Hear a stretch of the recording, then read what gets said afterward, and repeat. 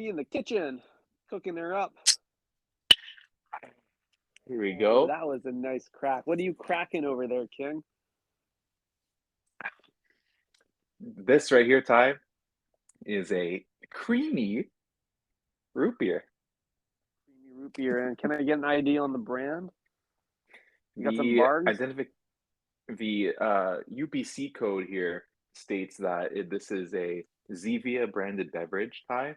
Mm-hmm. It's sweetened with stevia and it has zero sugar, 0 calories, zero caffeine, and that's it. There's just a bunch of zeros on it, kind of like my TFSA savings account. Yeah, that sounds like it will make you empty inside. Both the Hmm. Zevia and Stevia sound like prescription pharmaceuticals. Were you able to buy that over the counter, that can of root beer? I mean, unless you count the express checkout counter at Whole Foods as over the counter, then yes, I did. I purchased it directly over the counter from that nice young man. Rick is his name. He was wearing a dark green overall or Wow. apron, I should say. Yeah. Why do they make the employees at Whole Foods wear an apron? Like, Well, let me tell are they you, gonna? as somebody who used to work at a grocery store, it was to protect the more valuable asset, which was the neon green T-shirt that I had to wear. Oh, because that's going through less wash cycles. No, I the guess apron would so. go through less wash cycles, you'd think. I guess it's just a sturdier canvas cotton type material, and so therefore, when you like when you like haul boxes onto other bigger boxes, like when it brushes up against your Hermes belt, like it won't scratch it, that kind of Mm, that kind of thing. right. Interesting. Hmm. I'm familiar with this frontline worker vernacular or culture, if you will.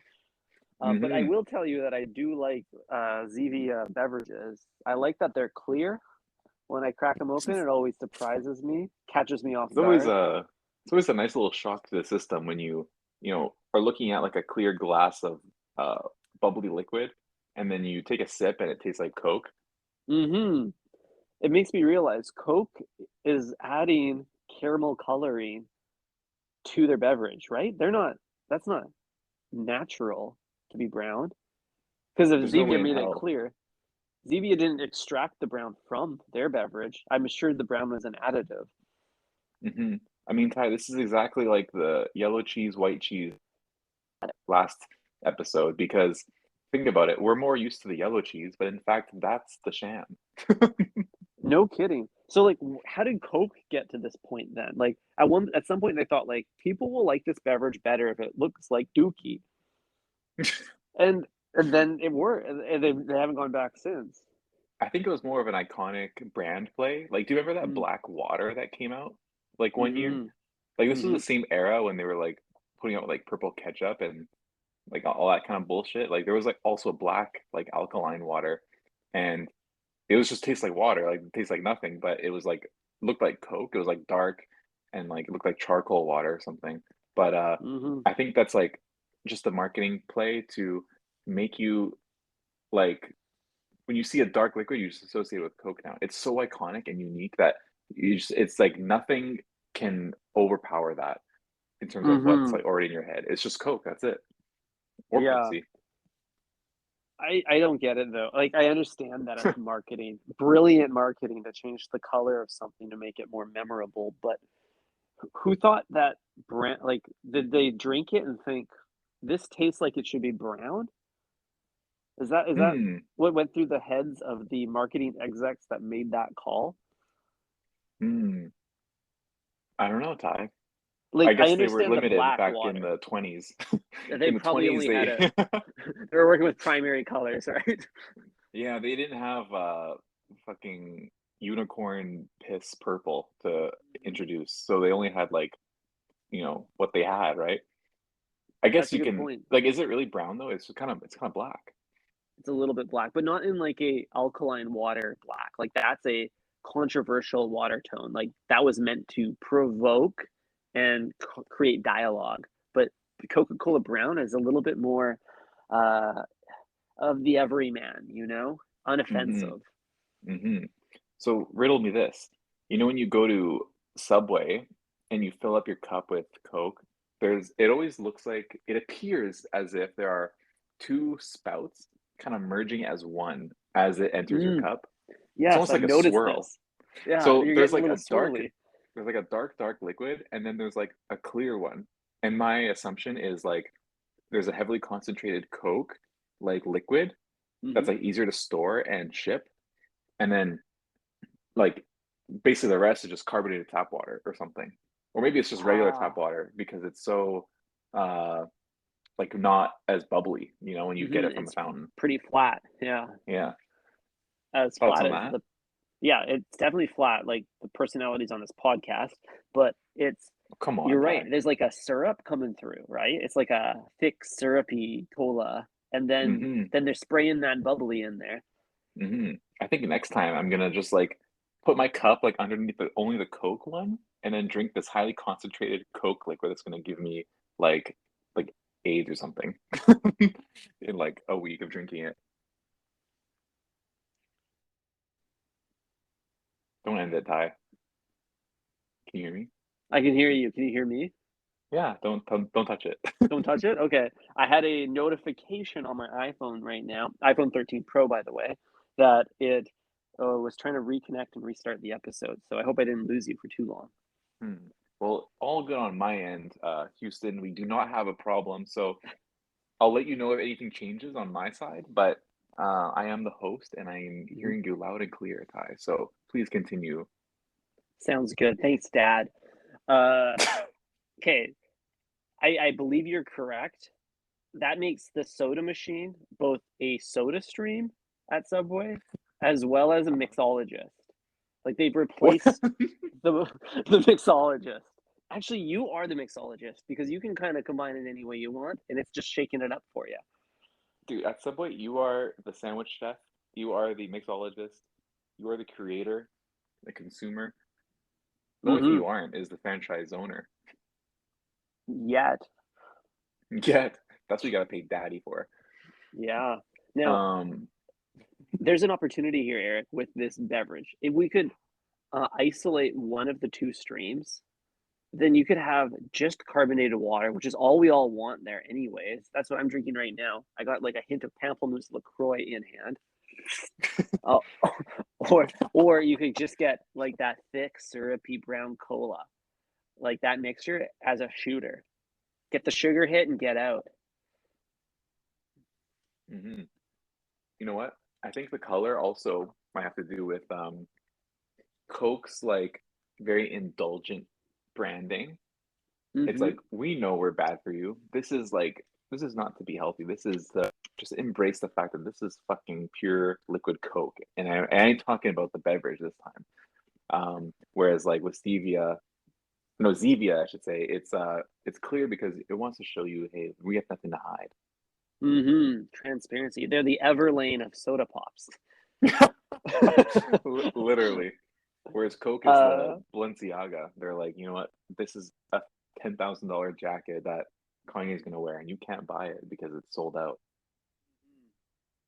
Funny enough, I got some clothing from Everlane a little while ago, and the bag that it came in was like clear plastic, or like it was reusable, but you could see through it, and I thought that was pretty funny. Those guys really need like just they need a different layer to their brand. Hmm. They I didn't know people still shop there. To be honest with you, Ty. I'm talking Um, years. I don't obviously don't shop there. This is years ago now, era. and in the name of research, I would hope. Mm-hmm. Um, Similarly, my Jound products all arrive in reusable Ziploc bags with Jound branding on them. And Mm. you already know that I use that everywhere I can. Just to let people know that I don't use regular Ziploc branded bags. I use Jound Ziploc bags. Wow. Did Zhound founder Justin Saunders borrow the topography of the classic Ziploc bag to create this, or is this like a new type of Ziploc? Like, can I just Um, imagine a Ziploc bag and I'm thinking of what he made? yeah, pretty much right on the nose with that. I would maybe say like it's literally the one with the zipper. It's a zipper bag, but the Mm, zipper is white. Like there's no like weird blue shit on it. It's just like clean white, exactly what you would expect from the taste god himself. mm-hmm. Wow. That sounds like I would put that on my mood board. Hmm. Ty, this is a big weekend for a lot of reasons. So, you know, first of all, we got Lover's Day on Monday, which is, Mm. you know, for the gals and the ghouls out there to express their love for one another and whatnot. Split a foot Not long, really for the perhaps. not for the breadheads though. All the breadheads that listen to this, I'm assuming you're notoriously single. I'm assuming like Valentine's Day for the breadheads that they just like I don't know, jerk off and then do a wordle and it's just another day. Oh, God damn it. The wordle of the day is jerk off. And is single a five-letter word? It's not. Anyways, Yeah. Ty, um, you're right. Valentine's Day for Alone. our audience alone. Um, yeah, Valentine's Day for our audience is more about community, I would say, engaging Mm-hmm. in the comment section on Hypebeast, things like that. Lowballing Mm-hmm. other people on Grailed. So the only Mm-hmm. notification you get is like the people on Grailed saying no. Mm-hmm. And yeah, splitting a foot long perhaps with your best mate. But also, Ty, this weekend is my birthday. Wow. Happy early Wow, birthday to my co-host Eric.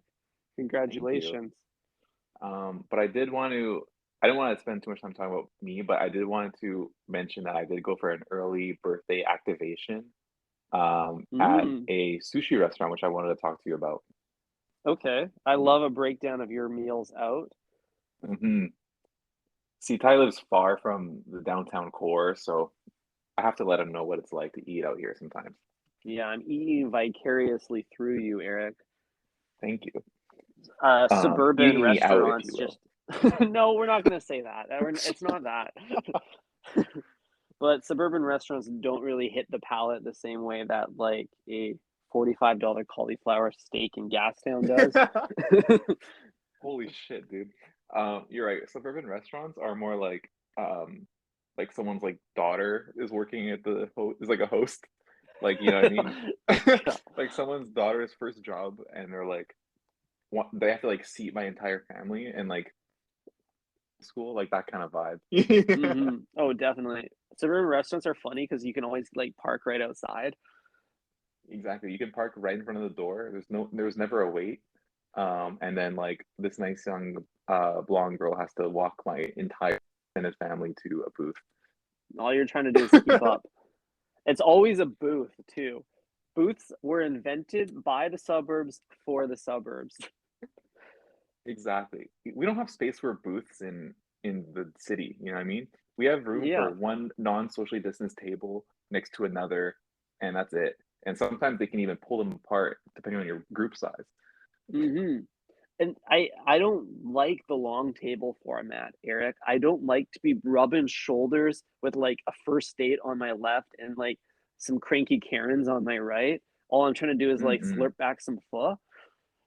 Like give me Hmm. my space. I need to move. Eating is a physical experience. I don't mind rubbing elbows if it's with my safe six bubble.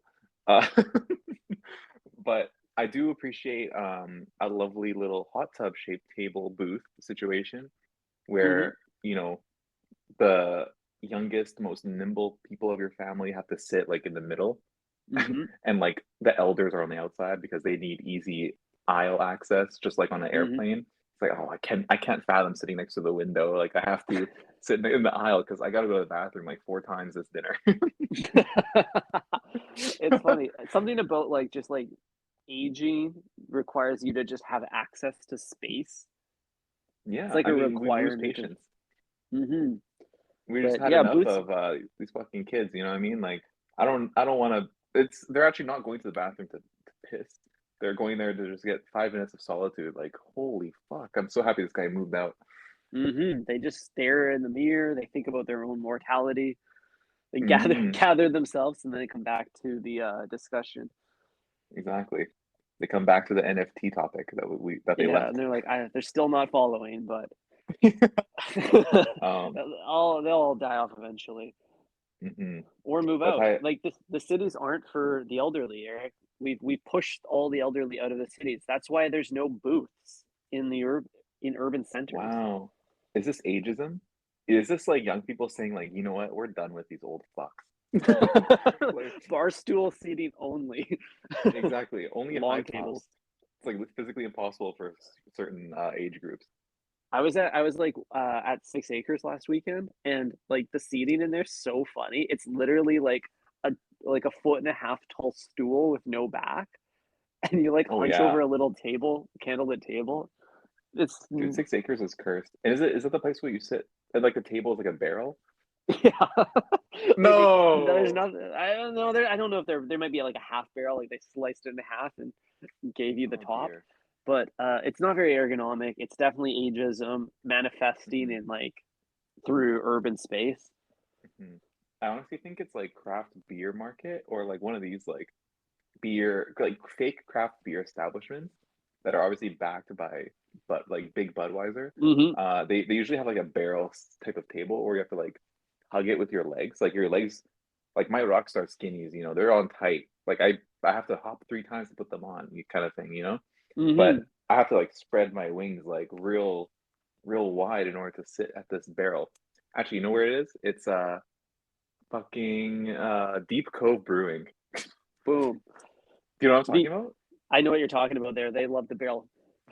they're, they're barrel people. I have a problem with the barrel, Eric. You know what my problem with the okay, many problems. Ergonomics aside, you got to wrap those legs tight around that thing. Weird. Mm-hmm. But also they Much like a always mechanical bull. it's like you're riding a mechanical bull the whole meal. Uh my big problem with it is they always touch up the barrel. It's never just like the effortlessness of just a barrel. There's something kind of like humble about that like farm old like beer equipment or whatever. Uh, Mm-hmm. but then they like finish it with a glass countertop. They have a wraparound pole for a Bingo. footrest. Like they've Frankenstein the humble barrel into a table. The effort to do that, you could have just got a proper table, but they wanted to keep the aesthetic of the stupid barrel. And but then they Mm-hmm. by doing the alterations ruin the concept of the barrel to begin with. Mm-hmm. They cheese and toasted it without needing to cheese and toast it. Like Yeah. like they just like you're right. They like if you're gonna make it difficult by putting a barrel in here, at least like save money by like not putting this like weird glass shit on top. Or else I just feel like Hmm. I'm being scammed. Like it's all fake. Yeah. I'm gonna call out the fakers. Hmm. They really just made it, easier to put food on top to not inconvenience themselves. But they said, you know what? If you want to straddle this thing, it's not my problem. And we're gonna encourage some straddling because that's the only way to Hmm. sit at it. I when I go to that place, I thank God I don't really go there anymore because, um, the person I was visiting in Deep Cove no longer lives there. I live in downtown, thank God. Mm, But when I did go there, I would actively reject sitting the way they intended me to. I would always place both knees on one side of the table and kind of just mm. like sit, kind of like I'm reading a book at Wendell's, like just like this, Oh yeah, cross-legged a little and bit. then eat kind of sideways and like just like not really pay attention to it, kind of like on a Parisian cafe, even just I like legs crossed. totally. I get that. It's a very pretentious way to sit. It's how you sit when you're at brunch on a patio.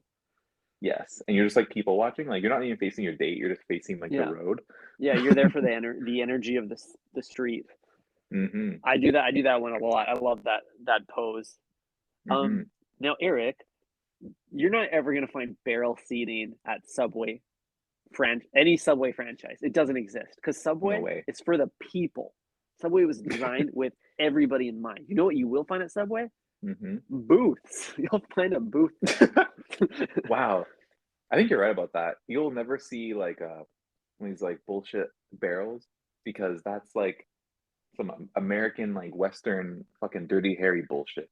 It's not Hmm. like you know, like in Italy. There's no barrels in Italy, okay? Just let me get this straight. Unless they're The like only whole casks full of like aged vino. exactly they're filled with whiskey or wine, you know. Hmm. But yeah, you're right. You will find booths at a Subway. You will find, standalone couples table, which is stupid. It should just all be bar seating because you're all sitting by yourself. It's all single guys. They need a bar seating and they need a TV to look at. Exactly. It should just be a sports bar. Like, why isn't there a TV in there? And why isn't there just like a bench going the entire length of the restaurant? It makes so much sense for their clientele, but also Subway's brand is constantly trying to associate itself with sports. All of their sponsors are like sports or like professional athletes. All Mm-hmm. like they're constantly on social media talking about the big game. It could be any Mm-hmm. game, honestly. Uh, Mm-hmm. a TV would just make sense. Mm-hmm. I mean, the TV and the bar are also mutually exclusive too. Like, you could just have a long bar, like this restaurant I went to in New York called Kazunori. It's Mm. like kind of like a hand roll sushi bar, and the entire restaurant is just one long like building. It's like one long fucking space, and then you It's just like have a you're in a bar foot running the long. entire way. You're inside the party sandwich, and Nice. like you can sit by yourself, you can sit beside your date, and it's like equally fine. Like it's just like exactly what it should be. You Hmm. can talk to either people on your left or right. You can talk to the chef who's making the sandwich in front of you. I mean, the fucking opportunities here are endless. I think that would be a cool format for Subway. The problem with the bar seating is that it breaks down after like three people. Like if you have a party of three or more, then it becomes a really challenging setup to enjoy a meal as a group in bar format. But that's not a problem for Subway because groups don't go there. And if they did, they would only make their regular patrons, the single guys, feel sad. Nothing would make me feel worse than eating alone and watching a group of friends enjoy their meal. You should be stopped at the door if you are a group with three or more. Hmm. It should be like, hold on a second, like only we can only get two of you in. It's like a bouncer at like at the bar. It's like we're at capacity. We can let the two hotties in, but sorry, you We'll two let the fellas girls in. have to wait. Yeah, you have to They're wait gonna till these two girls are done. slip them a Benjamin just to get through the front door. Well, parties of Exactly, four politely declined. exactly. All substitutions and large groups.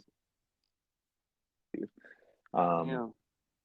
but speaking of sushi and you know my birthday activation, I did Oh, go to a right. sushi restaurant, which is why I brought all this up. Uh, it was at this omakase bar in Steveston, Thai, and it was apparently started by the ex-chef of Miku. Mm.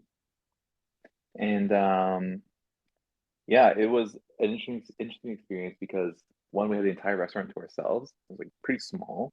I don't know if this was because of staff shortages, Thai social distancing guidelines, or I don't know. Who knows? It was a big group of us, so it's entirely possible that just clear the whole thing out and let us have it.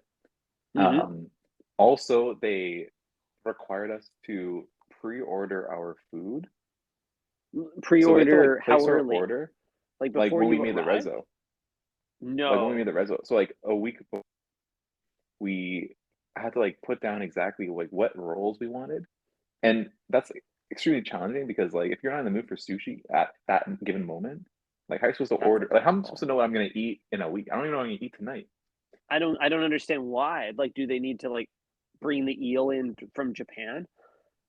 I think that's it, Ty. I think they have to like source the fish in the freshest way possible. It's Like like, imagine like damn. imagine if you do that at Subway. Like it's like, oh, we gotta know like if we how much vegetables we need. Like that would make it so much fresher. Like they can only like pick, the vegetables that they needed that day. Hmm. Can you imagine some fresh herbs and recently churned cheese? Unpasteurized herbs and cheese. Wow.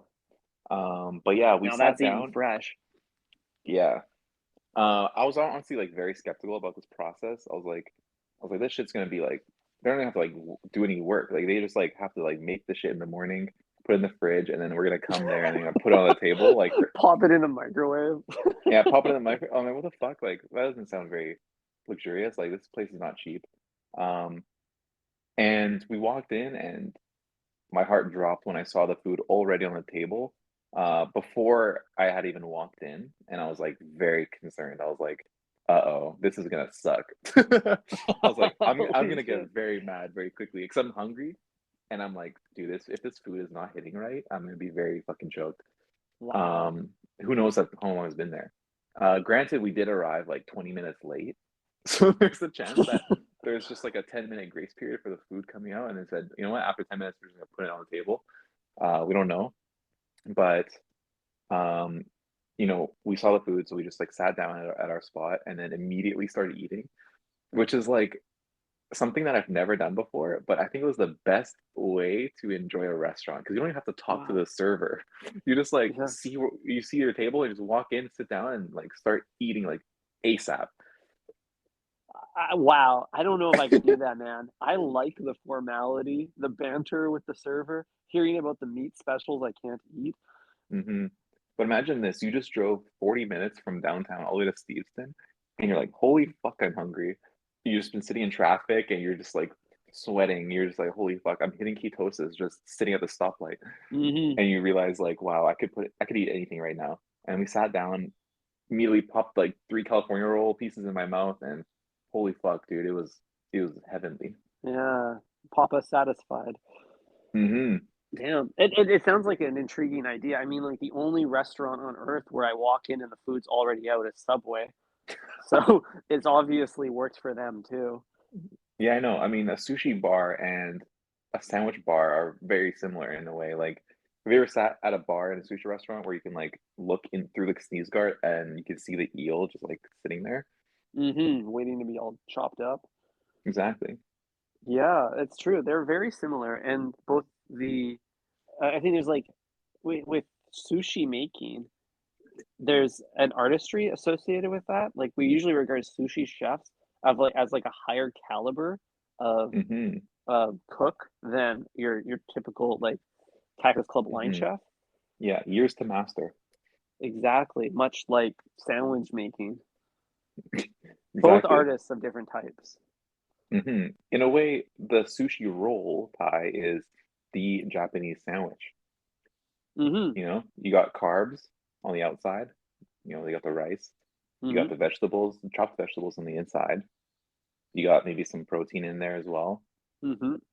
It really is. I've hmm never I don't know what they do in Tokyo, but I know in Australia, they serve you the maki roll uncut. So when you order, like, a California roll, it actually comes as, like, one long Mm. 6-inch, if you will. Um, Mm. The and you just artist's kind cut, of the yeah, and you director's just kind cut. of bite into it and, like, chew your way down. Oh, is It's like it a big a old hand fat cigar. roll? Is it like a hand roll situation, or is it like really just the roll itself uncut? It's the roll itself uncut. So they will prep it just like we're used to in our like whitewashed North American sushi restaurant, and then hmm they will serve it to you raw or like just like it's a long shtick, you know? It's just a shtick hmm of sushi. Those give it to you raw, like you've always wanted. That's all I've always Um, wanted it. so wait a second. Do you tip in these kinds of restaurants, Ty? Because like imagine they serve you like I don't know. What's a food that you have to chop? A chopped salad. Imagine you ordered a chopped salad and they just gave you a bunch of leaves. What do you Dude, do then? like Do a you tip? fucking deconstructed chopped salad. Yeah, like unchopped. Like what the fuck is this? It's part, and this is some millennial bullshit. It's like they're selling an experience like a chop yourself salad. hmm Yeah, I mean, I still have yet to experience the tableside Caesar. Uh, maybe next birthday. Hmm. I will find a place to do this at, and if we have to go to LA and go to Boa Steakhouse, then so be it. Well, can you imagine going into a restaurant and ordering an unmade sandwich? Like they're just like, I yeah, you can. can buy a sandwich here, but you have to make it yourself. Yeah, I can And that imagine that. I can imagine that too. I don't know where, but Subway. of course, Subway, right? Isn't most restaurants like you order it unmade and then they make it? Yeah, but with most restaurants, you are actually you're pre-selecting from like a set of blueprints, right? Uh-huh. So it's almost like for all you know, it's they've already made one and it's sitting in the warmer, just waiting to come out, waiting for an Oh yeah. owner. Like They know somebody's gonna order this. Like statistically, somebody's gonna order this in the next 5 minutes in the acceptable time window of it being for fresh sure. enough to sell. Uh, and so therefore you played right into their hand. Exactly. If you walk into Burger King at noon, you know they got a few Whoppers prepped and ready for action. Exactly. No They're one's they're they're on the ordering the bench. yeah, no one's ordering the fucking like random veggie patty. Yeah, that'll be a made to order meal and Mm-hmm. a price that comes with that. But Mm-hmm. at Subway, like they can't pre-prep a sandwich. They can't like think like, okay, let's do cold cut lettuce, tomato, some banana peppers, and the I don't know, honey mustard. That's probably like someone's gonna come in and order that. Mm-hmm. The odds are never in favor. It's a prop bet at that point. Imagine like you order a sandwich and it's exactly what they've already prepped that day. And like they just like are making a sandwich and then they like slow down and they're just like, oh fuck, I can probably pawn this one off. And then like hold on a second, this sounds familiar. And at the last second, when you like check your phone or something, they just like swap one of the sandwiches from below the line. It's like, oh fuck, I just wrapped it instantly for you. And it's just done and you're none the wiser. You got a sandwich that was made at 10 a.m. Mm-hmm. It makes me think like you ever hit a bakery and they got like the day olds for a buck or two cheaper hanging by the Mm-hmm. door, day old Mm-hmm. buns. There's something to be said for like all the aborted sandwiches. Like you get halfway through the meal and the patron changes their mind. Perhaps there was an unrecoverable error on the artist's part. Those Mm-hmm. sandwiches just go straight in the bin, but they could go by the door. They could be in a basket, the day olds, the Mm-hmm. rejects. Yeah, or even given away. Like I walked by a market slash cafe on my street, and I just saw on the curb was a box that said free vegan pizza, Wow. and I was like, wow, it's vegan. Like, like do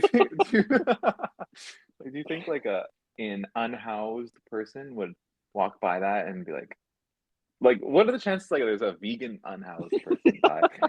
Like they walk by and it's like, oh fuck, like I wonder if this unlabeled pizza box is vegan. Like I can't risk it. And then they just like leave it.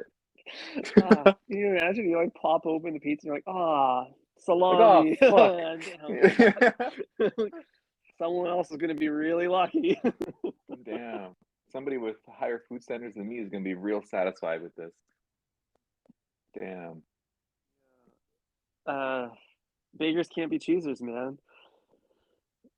That's true. Literally beggars. Literally beggars.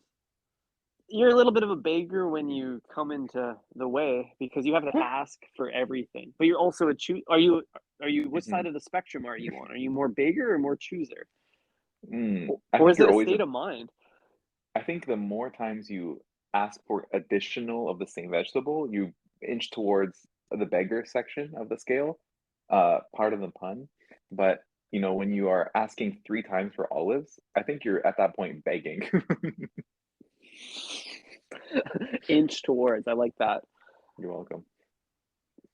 And Ty, as we inch towards the end of this episode, I just want to thank you for potting with me today. As always, you brought your uh, wonderful mind and spirit to this audio only show that I think our breadheads really appreciate.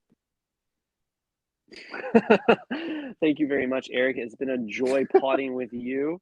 Um, have a good birthday. Think fresh, Thank you. everybody. Stink fresh losers.